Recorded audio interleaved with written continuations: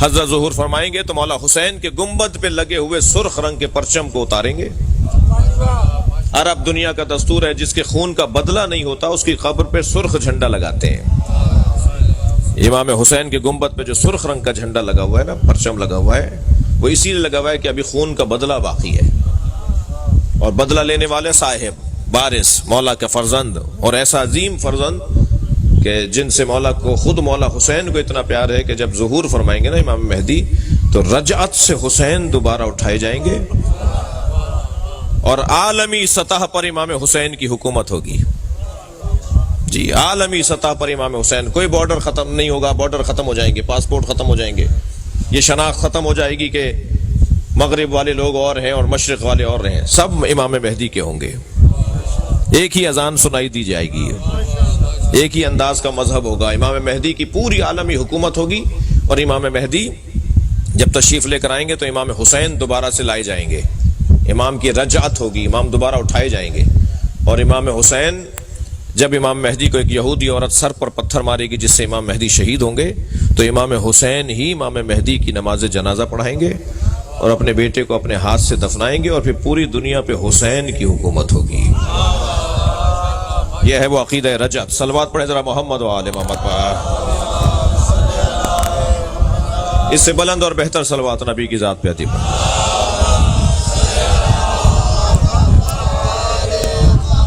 لہذا اب اتنا آئیڈیل دور، اتنا پسندیدہ دور، اتنا بہترین ماحول کہ جب امام حسین کے ہاتھ میں پوری کائنات ہوگی۔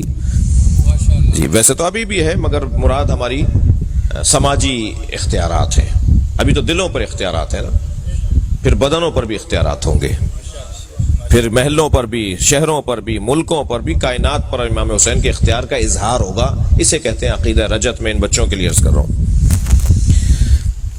اس زمانے کے لوگوں کی صفات کیا ہیں۔ اس زمانے کے سب سے پہلے تو اللہ نے یہ بات واضح کر دی کہ آخری زمانے میں دین کو بچانا بہت مشکل ہوگا، دین بچانا بہت مشکل ہے۔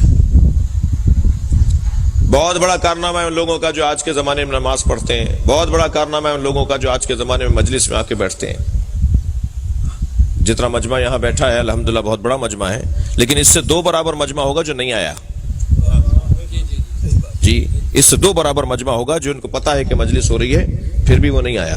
تو یہ جو آ کے بیٹھا ہے، یہ جو نہیں آیا وہ برابر کیسے ہو سکتے ہیں؟ یہ برابر نہیں ہوں گے نا، یہ جو آ کر بیٹھے ہیں ان کی فضیلت زیادہ ہے نا۔ ایسے ہی جو نماز پڑھنے کے لیے مسجد میں جاتے ہیں، جمعہ پڑھنے کے لیے جاتے ہیں، حج کرنے جاتے ہیں، عبادتیں انجام دیتے ہیں، وہ کیسے برابر ہو جائیں گے ان لوگوں، وہ ان کے برابر کیسے ہو جائیں گے جو یہ سب کچھ نہیں کرتے؟ اللہ کا نہ کسی سے پڑوس ہے، نہ اللہ کی کسی سے رشتہ داری ہے۔ اللہ پڑوس کی بنیاد پر نہیں کرتا، کسی کو مقام نہیں دیتا، نہ رشتہ داری ہے اللہ کی، لم یلد ولم یولد ہے۔ جی اللہ تو محنت اور مشقت اور زحمت اور عبادت اور خلوص اور سچائی کی بنیاد پر عظمتیں دیتا ہے۔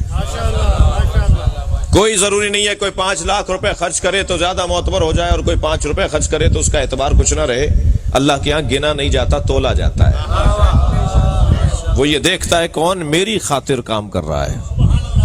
کیا معلوم وہ ککڑی بیچنے والے کی 2 ککڑیاں جو اس نے کسی عزادار کو کھلائی ہو، وہ کسی کی دیکھ کھلانے سے زیادہ ثواب رکھتی ہو۔ خبردار۔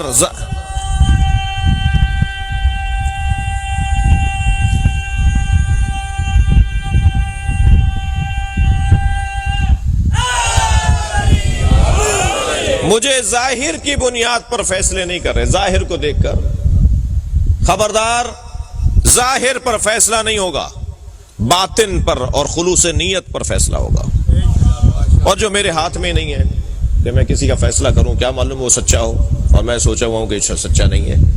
ویسے بھی جس جگہ ہم بیٹھے ہیں نا، تھکے ہوئے تو نہیں ہیں آپ؟ جس جگہ ہم بیٹھے ہوئے نا، یہ جگہ اینک بدلنے کی جگہ ہے۔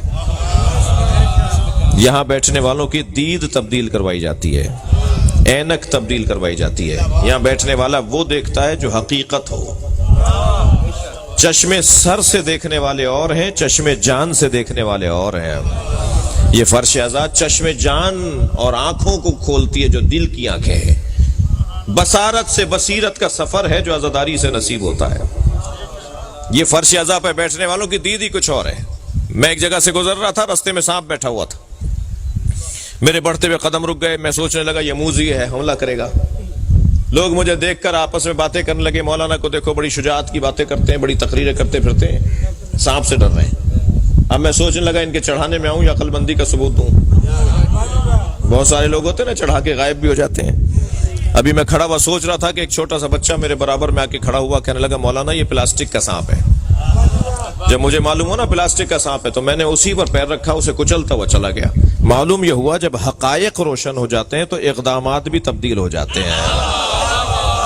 جی ساری دنیا جس یزید سے ڈر رہی تھی، حسین اس کی حقیقت کو جانتے تھے۔ صلوات پڑھیں گے محمد و آل محمد۔ حقائق روشن ہوتے ہیں یہاں۔ خبردار کپڑوں کی بنیاد پر کسی کا احترام نہیں ہونا، خبردار گاڑیوں کی بنیاد پر کسی کو معتبر نہیں ماننا، بڑے بنگلوں کی بنیاد پر کسی کو بڑا نہیں ماننا۔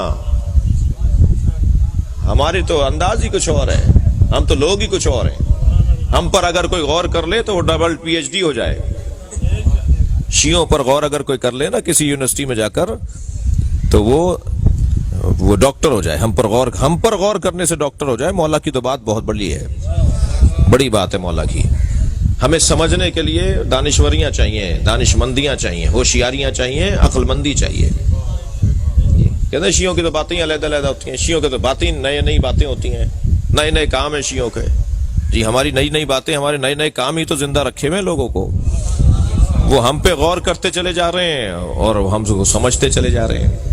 جی میں ایک جگہ بیٹھا ہوا تھا تو گفتگو ہو رہی تھی کہ جب امام ظہور فرمائیں گے تو امام کی عمر 40 سال کی ہوگی۔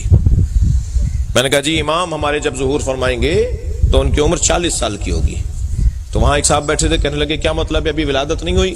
میں نے کہا نہیں، ولادت تو 255 ہجری میں ہو گئی۔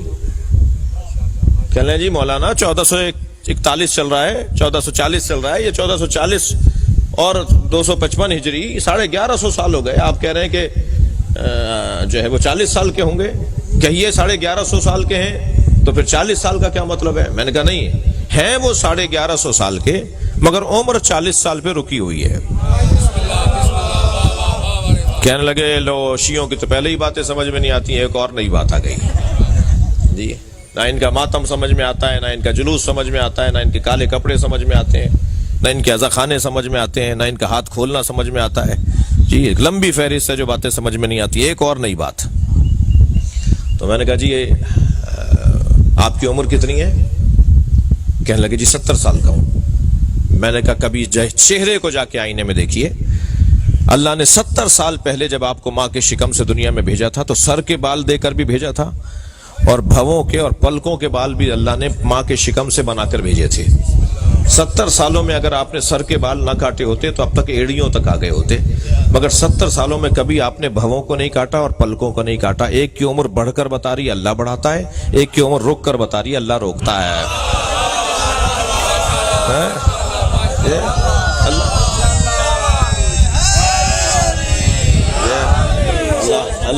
اللہ چاہے تو عمر کو روک دے، اللہ قادر ہے۔